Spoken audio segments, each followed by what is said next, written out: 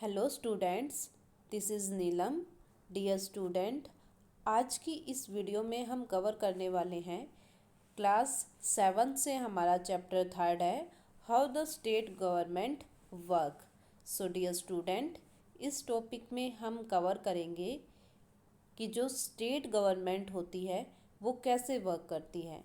Okay, तो इससे पहले जो चैप्टर था उसमें हमने the role of government in health के बारे में देखा था। ओके, मतलब जो गवर्नमेंट होती है वो हेल्थ से रिलेटेड क्या क्या डिसीजन लेती है, कैसे हेल्थ फैसिलिटी को कंप्लीट करवाती है। ओके, इस चैप्टर में चैप्टर 3 में हम कवर करेंगे how the state government work, मतलब हर पर्टिकुलर स्टेट में, ठीक है, हर पर्टिकुलर स्टेट में एक गवर्नमेंट वर्क करती है जो उस स्टेट से रिलेटेड सभी इशू को देखती है। ठीक है, वहाँ के जो पर्सन है, वहाँ के जो पीपल है, उनको अगर कोई प्रॉब्लम है तो उसको डील करने के लिए वहाँ की स्टेट गवर्नमेंट रिस्पॉन्सिबल होती है। तो इस पार्ट में हम यही देखेंगे कि स्टेट गवर्नमेंट जो होती है वो कैसे वर्क करती है। ओके, तो इससे पहले आपने देखा होगा कि जो गवर्नमेंट होती है उसको हम कितने लेवल में डिवाइड करते हैं? 3 लेवल में। लोकल लेवल, सेकंड आता है स्टेट लेवल और थर्ड आता है नेशनल लेवल। ठीक है, लोकल लेवल पर जो गवर्नमेंट वर्क करेगी वो लोकल गवर्नमेंट होती है, स्टेट लेवल पर जो वर्क करेगी वो स्टेट गवर्नमेंट होती है, और नेशनल लेवल पर जो वर्क करेगी वो नेशनल गवर्नमेंट या सेंट्रल गवर्नमेंट होती है। ओके, तो अब इस वीडियो में हम स्टेट गवर्नमेंट के बारे में बात करेंगे, मतलब एक स्टेट से रिलेटेड जो गवर्नमेंट होती है, उस स्टेट से रिलेटेड जो प्रॉब्लम, जो डिसीजन, सब कुछ वही गवर्नमेंट करती है। तो उसके बारे में हम देखेंगे कि स्टेट गवर्नमेंट कैसे काम करती है। India is a huge country with 28 state and 8 union territory. Okay, India जो है वो एक बहुत बड़ी कंट्री है जिसमें 28 स्टेट और 8 यूनियन टेरिटरीज हैं। मतलब पूरी इंडिया को हम कितने पार्ट में डिवाइड, पूरी इंडिया में टोटल कितने स्टेट है? 28 स्टेट है, और यूनियन टेरिटरीज कितनी है? 8 यूनियन टेरिटरीज है। ओके, सो इंडिया पूरी एक कंट्री है, लेकिन कंट्री के साथ साथ इतने स्टेट और इतने यूनियन टेरिटरीज है, और अब सभी को एक साथ रखना और उनमें इक्वलिटी बना के रखना, वहाँ पर सभी पर्सन को फ्रीडम देना, तो ये जो डिफ़िकल्ट टास्क होता है, इसको कंप्लीट करने के लिए वहाँ की गवर्नमेंट जो होती है वो रिस्पॉन्सिबल है।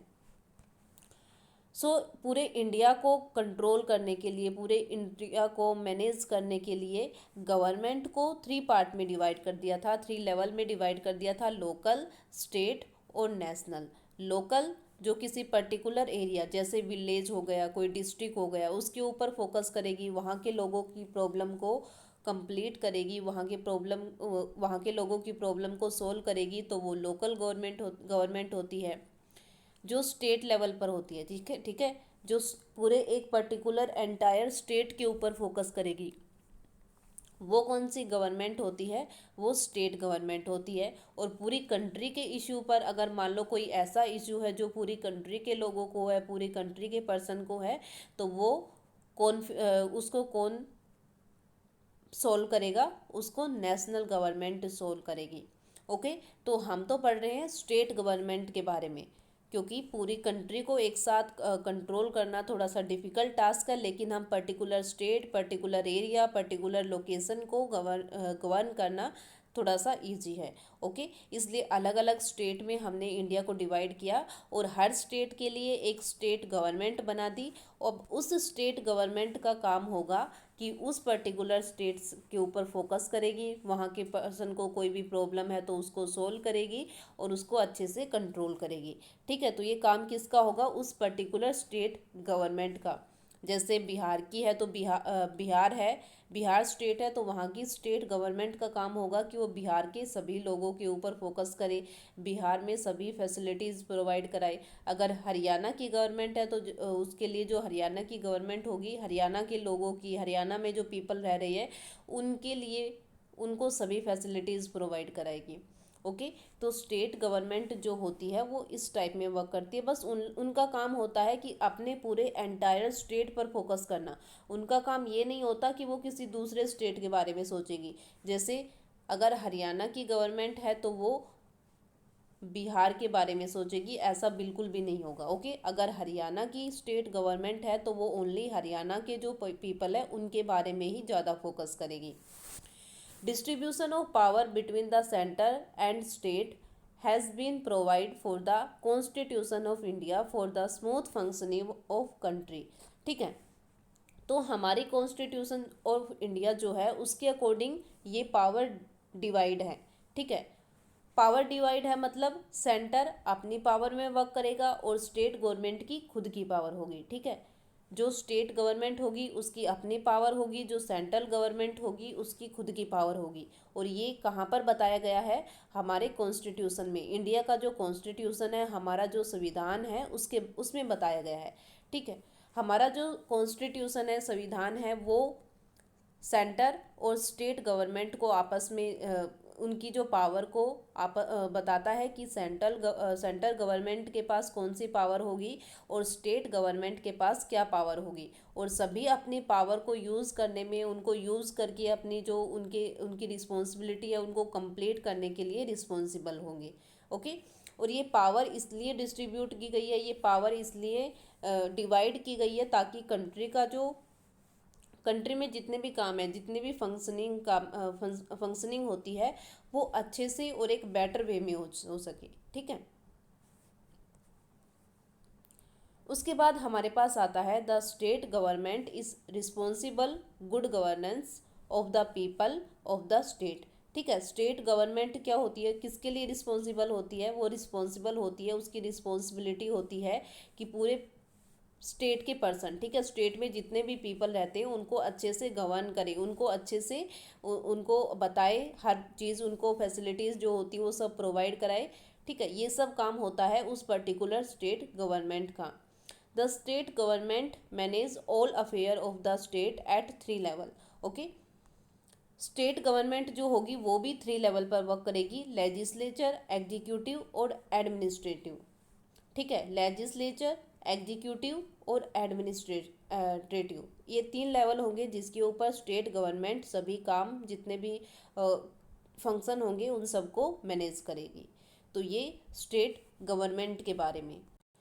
सो एक बार दोबारा से देख लेते हैं कि इंडिया एक काफ़ी बड़ी कंट्री है और बड़ी कंट्री होने के साथ साथ अब पूरी इंडिया को एक ही गवर्नमेंट उसको मैनेज करे, ऐसा हो नहीं सकता। इसलिए उसको अलग अलग स्टेट में और अलग अलग यूनियन टेरिटरीज में डिवाइड किया गया है। हर पर्टिकुलर यूनियन टेरिटरी और हर पर्टिकुलर स्टेट की अपनी एक स्टेट गवर्नमेंट होती है और वो स्टेट गवर्नमेंट रिस्पॉन्सिबल होती है अपने स्टेट के सभी फंक्शनिंग के लिए। ओके, सेंटर और स्टेट गवर्नमेंट अलग अलग वर्क करेगी और इनकी पावर जो है वो डिस्ट्रीब्यूट है according to constitution of India के अकॉर्डिंग।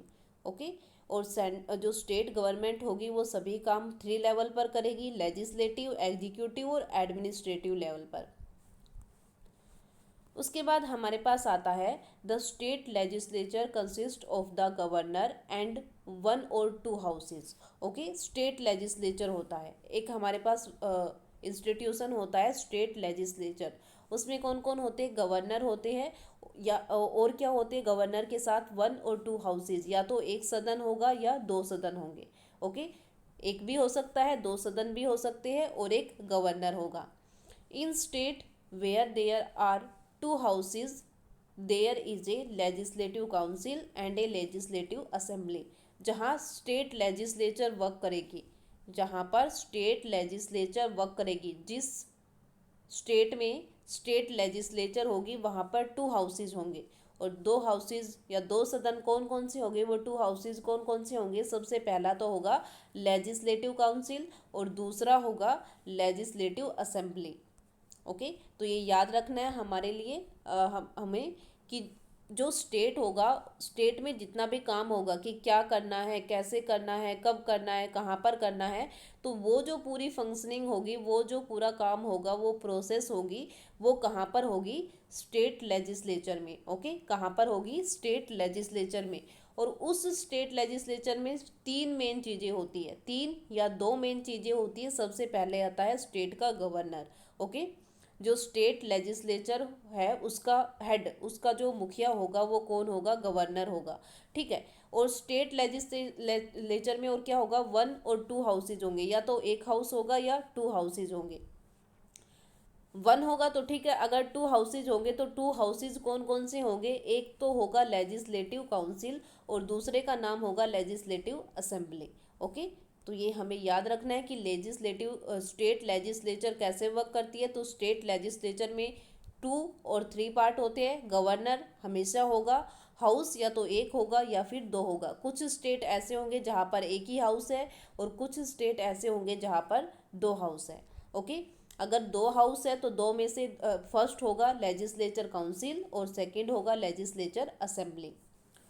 अब देखो हमें यहाँ पर दे रखा है state having 1 house is known as unicameral. Okay, मतलब जहाँ पर ओनली एक हाउस होगा, एक हाउस होगा, उसको क्या बोलेंगे हम, यूनिकैमरल। उसके बाद हमारे पास दे रखा है state having 2 house is known as bicameral. ठीक है, जहाँ पर 2 हाउस होंगे उसको क्या बोलेंगे, बाईकैमरल।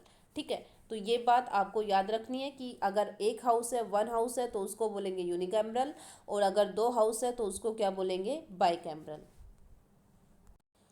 नेक्स्ट हमारे पास हम चलते हैं लेजिस्लेटिव काउंसिल पर। ठीक है, हमने देखा था कि अगर हमारे पास बाईकैमरल है मतलब 2 हाउसेज है, तो 2 हाउसेज में पहला हाउस कौन सा होगा, लेजिस्लेटिव काउंसिल। ठीक है, कौन सा होगा, लेजिस्लेटिव काउंसिल।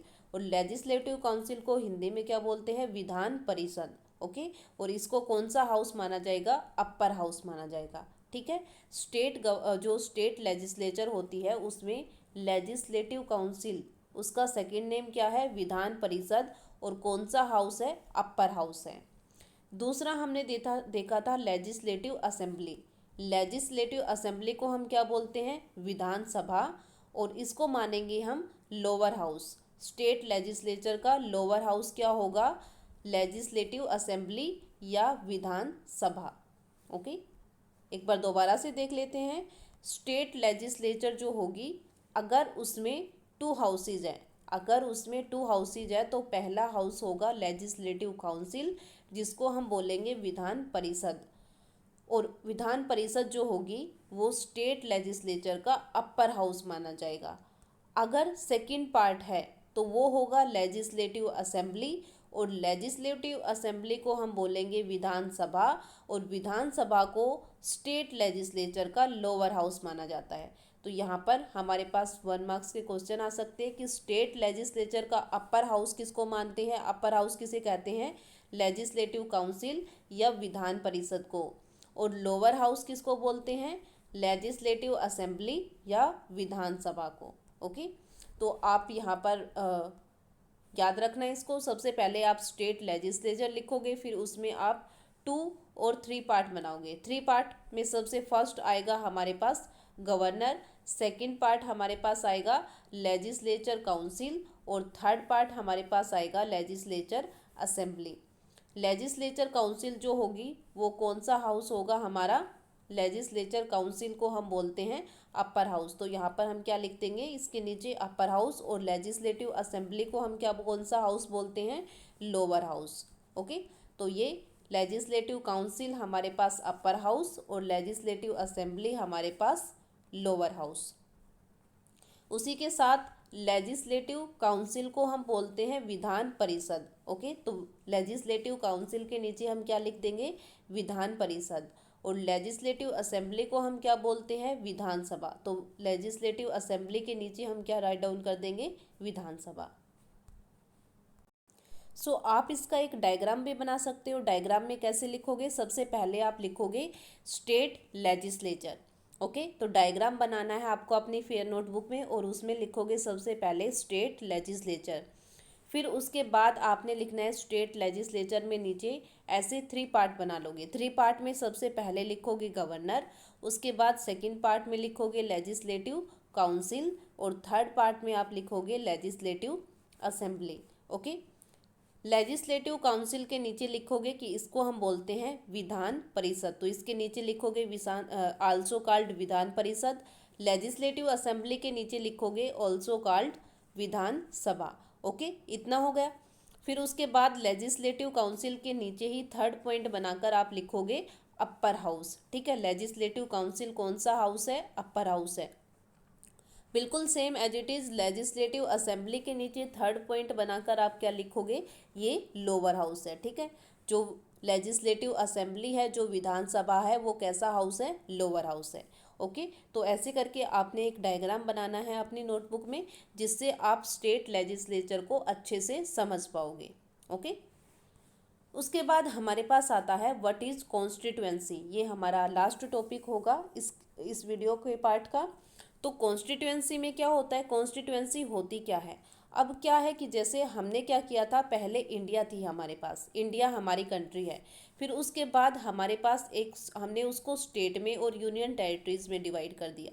ओके, अब एक स्टेट को हमने लिया। अब ऐसा तो हो नहीं सकता कि पूरे स्टेट में से हमने एक पर्सन को सिलेक्ट कर दिया, वो गवर्नमेंट बनाएगा और सभी काम वो अकेला ही कर लेगा। तो अकेला पर्सन तो पूरे स्टेट को नहीं संभाल सकता। ओके, तो उस टाइम क्या है कि हमने यहाँ पर कॉन्स्टिट्यूएंसी बना दी। ठीक है, कॉन्स्टिट्यूएंसी होती है कि हमने पूरे स्टेट को एक पर्टिकुलर क्राइटेरिया के अकॉर्डिंग डिवाइड कर दिया। ठीक है, जैसे हमने मान लिया कि हमारा स्टेट है हरियाणा, हमने क्या किया, हरियाणा को अलग अलग छोटी छोटी कॉन्स्टिट्यूएंसी में डिवाइड कर दिया। जैसे मान लो कि 2 लाख कुछ पर्सन के अकॉर्डिंग सपोज करके चलते हैं कि हमने पीपल्स के अकॉर्डिंग डिवाइड कर दिया कि 20,000 पर्सन पर एक कॉन्स्टिट्यूएंसी, फिर उसके बाद 20,000 पर दूसरी, फिर 20,000 पर तीसरी। ऐसे हमने क्या किया कि एरिया के अकॉर्डिंग भी कर सकते हैं कि इतने किलोमीटर में एक कॉन्स्टिट्यूएंसी, इतने किलोमीटर से यहाँ तक इतने एक कॉन्स्टिट्यूएंसी। तो ऐसे करके हमने उनको अलग अलग पार्ट में डिवाइड कर दिया। फिर क्या होगा कि हमारे पास क्या होगा कि पूरे हरियाणा से जो भी कॉन्स्टिट्यूएंसी बनी है, उस कॉन्स्टिट्यूएंसी से एक मेंबर आ जाएगा, और वो मेंबर कौन होगा? जिसको वहाँ के लोग वोटिंग के अकॉर्डिंग सिलेक्ट करेंगे। ओके, मतलब वो पर्सन उस एरिया के पीपल को रिप्रेजेंट करेगा। इसलिए हर स्टेट में ऐसे ही कॉन्स्टिट्यूएंसी डिसाइड कर रखी है। एक बार डेफिनेशन देख लेते हैं। Every state is divided into small area called constituency. Only Haryana ही नहीं बल्कि जितने भी स्टेट है, हर स्टेट में कॉन्स्टिट्यूएंसीज बनी हुई है, मतलब उसको स्मॉल एरिया में डिवाइड कर रखा है, और हर जो डिवाइडेड पार्ट होगा उसको क्या बोलेंगे? Constituencies. Which is a specific area covering on more district, one or more district. ठीक है, मतलब उसमें हम एक या एक से ज़्यादा डिस्ट्रिक्ट, 2, 3, 4 ऐसे कितने भी डिस्ट्रिक्ट उसमें इंक्लूड कर सकते हैं। किसमें? कॉन्स्टिट्यूएंसीज में। Each such constituencies has an elected representative who is member of legislative assembly. फिर क्या होगा कि जितने भी कॉन्स्टिट्यूएंसी हमने बनाई है, जैसे हमने मान लिया कि हरियाणा में हमने 20 कॉन्स्टिट्यूएंसी बना दी। ठीक है, और वो 20 की 20 कॉन्स्टिट्यूएंसी में से एक मेंबर को हम सिलेक्ट करेंगे। ठीक है, एक मेंबर को सिलेक्ट करेंगे हर कॉन्स्टिट्यूएंसी में, और वो मेंबर कहाँ जो मेंबर सिलेक्टेड होगा, ठीक है, जो मेंबर इलेक्टेड होगा, वो इलेक्ट करेगी वहाँ की पॉपुलेशन। वहाँ की पॉपुलेशन वोटिंग करेगी, और वोटिंग के बाद जिसको भी सबसे ज़्यादा मेजोरिटी वोट मिलेंगे उसको सिलेक्ट कर लिया जाएगा उस कॉन्स्टिट्यूएंसी में से। ओके, और जैसे ही उसके पास सबसे ज़्यादा वोट आ जाते हैं तो वो क्या बन जाता है? लेजिस्लेटिव असेंबली का मेंबर ऑफ लेजिस्लेटिव असेंबली, जिसको हम क्या बोलते हैं? एमएलए का नाम सुना होगा, एमएलए। तो एमएलए की फुल फॉर्म क्या होती है? Member of legislative assembly. Okay, मतलब जो कॉन्स्टिट्यूएंसी होगी, मैंने क्या बताया आपको, जैसे हरियाणा था, हरियाणा को हमने 20 पार्ट में डिवाइड कर लिया। अब एक पार्ट हमने सिलेक्ट किया, अब उस पार्ट में जितने भी लोग होंगे, जितने भी पर्सन होंगे, ये वोट करेंगे। ठीक है, जितने भी पर्सन जिनको वोटिंग राइट मिला होगा, वो वोट करेंगे, ठीक है। सिलेक्ट हमने ओनली एक ही पर्सन को करना है, लेकिन हो सकता है यहाँ से 5 भी कैंडिडेट हो, यहाँ से 6 पर्सन भी इलेक्शन में खड़े हो, ओके। लेकिन हमने 5-6 को नहीं करना, एक कॉन्स्टिट्यूएंसी से बस ओनली एक ही पर्सन को सिलेक्ट करना है और वही पर्सन वहाँ का बन जाएगा एमएलए। तो अब इन 5-6 पर्सन में से किसको सिलेक्ट करना है, ये काम किसका होगा, वहाँ की पब्लिक का होगा। वहाँ पर जो लोग रह रहे हैं जिनको वोटिंग राइट मिला हुआ है वो वोट करेंगे, और वोट करने के बाद इन 6 पर्सन में से या इन 5 पर्सन में से जिसको भी मेजोरिटी वोट मिलेगा वो क्या बन जाएगा, वहाँ का एमएलए बन जाएगा, ओके। उस कॉन्स्टिट्यूएंसी का एमएलए बन जाएगा। जैसे हमने ये कॉन्स्टिट्यूएंसी ली है, ऐसे ही हम 20 कॉन्स्टिट्यूएंसी लेंगे और 20 कॉन्स्टिट्यूएंसी में बिल्कुल सेम वही प्रोसेस हम फॉलो करेंगे। और उसके बाद हमारे पास कितने एमएलए आ जाएंगे, हर कॉन्स्टिट्यूएंसी से एक एमएलए आएगा, और टोटल कितने एमएलए आ जाएंगे हमारे पास, 20 एमएलए आ जाएंगे। और वो भी पूरे एक स्टेट से, कौन से स्टेट से, हरियाणा स्टेट से, ओके। तो जैसे हमने हरियाणा का एग्जाम्पल लिया है, बाकी जितने भी स्टेट है सभी में यही प्रोसेस फॉलो होती है। हर स्टेट को छोटे छोटे पार्ट में डिवाइड कर दिया है और हर एक छोटे पार्ट से एक पर्सन को सिलेक्ट करना पड़ता है। लेकिन वहाँ पर कैंडिडेट एक से ज़्यादा होते हैं, 4, 5, 6, 7, 10 कितने भी हो सकते हैं। लेकिन उनमें से वोट करके और उन 10 में से जिसको सबसे ज़्यादा वोट मिलेगा वो पर्सन वहाँ का क्या बन जाएगा, एमएलए बन जाएगा, उस कॉन्स्टिट्यूएंसी का एमएलए बन जाएगा, वहाँ से जीत जाता है तो, ओके। तो ये था हमारे पास कॉन्स्टिट्यूएंसी। कॉन्स्टिट्यूएंसी के बारे में हमें इम्पोर्टेंट बात दे रखी है, द स्टेट लेजिस्लेचर असेंबली, मतलब जो लेजिस्लेचर असेंबली होगी उसमें consist of not more than 500 member, 500 member से ज़्यादा, 500 से ज़्यादा, और एंड नोट लेस देन 60, और 60 से कम, ठीक है। जो स्टेट लेजिस्लेटिव असेंबली होगी उसमें ना तो 500 से ज़्यादा मेंबर होंगे और ना ही 60 से कम। मतलब कहने का मतलब यहाँ पर ये है कि एक स्टेट है, उस स्टेट की लेजिस्लेटिव असेंबली है, तो उस लेजिस्लेटिव असेंबली में 500 से ज़्यादा और 60 से कम मेंबर नहीं हो सकते, ओके। जो मेंबर की काउंटिंग होगी वो 60 टू 500 तक ही होगी, ना तो 60 से कम होंगे और ना 500 से ज़्यादा होंगे, ओके। तो ये बात याद रखनी है कि स्टेट लेजिस्लेटिव असेंबली में या तो 500 मेंबर होंगे, 500 से ज़्यादा नहीं हो सकते, या फिर 60 से कम नहीं हो सकते। मिनिमम जो होंगे वो 60 होंगे और मैक्सिमम जो होंगे वो 500 होंगे, 500 होंगे, ओके। तो ये कॉन्स्टिट्यूएंसी के बारे में आपको पता होना चाहिए और आपको याद रखना है इसे, ओके। तो कॉन्स्टिट्यूएंसी का टॉपिक किया और उसके साथ हमने किया why do we have state government, okay. State government के बारे में देखा और उसके बाद कॉन्स्टिट्यूएंसी का टॉपिक हमने अपनी वीडियो के इस पार्ट में कवर किया है, ओके। इससे रिलेटेड क्वेश्चन हमारे पास आ सकते हैं कि जो देखो, सबसे पहले तो हमारे पास यही क्वेश्चन आ सकता है कि स्टेट गवर्नमेंट होती क्या है। तो स्टेट गवर्नमेंट के बारे में अगर हमसे पूछे तो हम इसमें बताएंगे, the state government is responsible for good governance of the people of the state, okay. तो ये आंसर हम लिखेंगे स्टेट गवर्नमेंट में, और state government work at state level.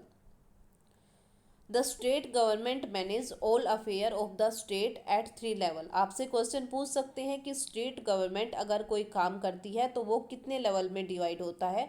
तो जो काम मैनेज होगा वो कितने लेवल में होगा, 3 लेवल में, लेजिस्लेटिव, एग्जीक्यूटिव और एडमिनिस्ट्रेटिव। तो ये आप उसमें लिखोगे।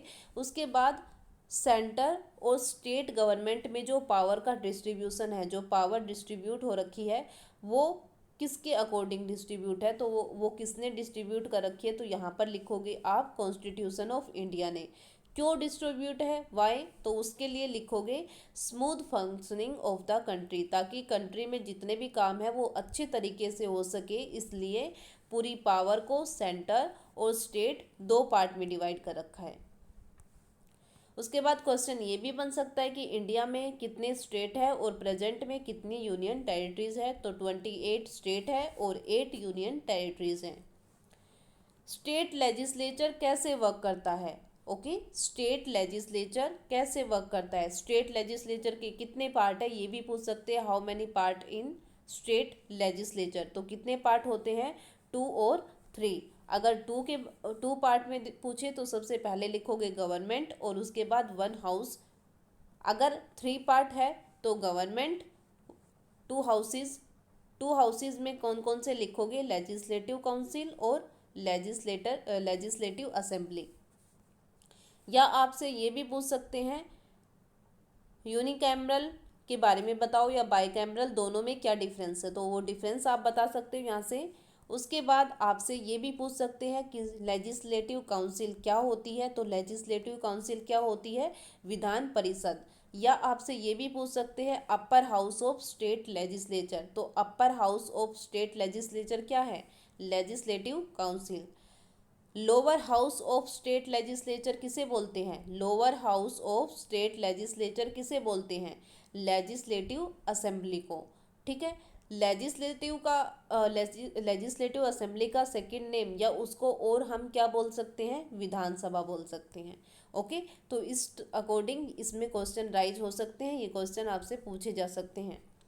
उसके बाद कॉन्स्टिट्यूएंसी क्या होती है, व्हाट इज़ कॉन्स्टिट्यूएंसी, तो कॉन्स्टिट्यूएंसी के बारे में आप बता सकते हो। यहाँ से ये पूरा पैराग्राफ आपको लिखना है कि हर स्टेट छोटे छोटे पार्ट में डिवाइड होते हैं और इन्हीं छोटे पार्ट को हम क्या बोलते हैं, कॉन्स्टिट्यूएंसी बोलते हैं। ओके, कॉन्स्टिट्यूएंसी में एक या एक से ज़्यादा डिस्ट्रिक्ट को हम इंक्लूड कर सकते हैं। हर कॉन्स्टिट्यूएंसी से एक इलेक्टेड रिप्रेजेंटेटिव होगा और उसको हम क्या बोलेंगे, एमएलए बोलेंगे। ओके, एमएलए कौन होता है, full form of MLA, member of legislative assembly. यहाँ पर आपके पास अलग से ये इन्फॉर्मेशन दे रखी है, तो इसको भी आप अपनी नोटबुक में लिख सकते हो। The state legislature assembly consist of not more than 500 members and not less than 60 member. Okay, तो ये क्वेश्चन हमारा बनता है व्हाट इज कॉन्स्टिट्यूएंसी का। तो ये क्वेश्चन आपको अपनी नोटबुक में लिखने हैं वीडियो को देखते हुए। आज की जो वीडियो में हमने टॉपिक कवर किया है, ये टॉपिक आपको आई होप अच्छे से समझ आ गया हो और ये दोनों टॉपिक आपको अपनी नोटबुक में लिखने हैं, राइट डाउन करने हैं और उसको याद भी करना है। अगर इन दोनों टॉपिक से रिलेटेड आपको कोई प्रॉब्लम है तो वो आप मेरे से शेयर कर सकते हो। Thank you.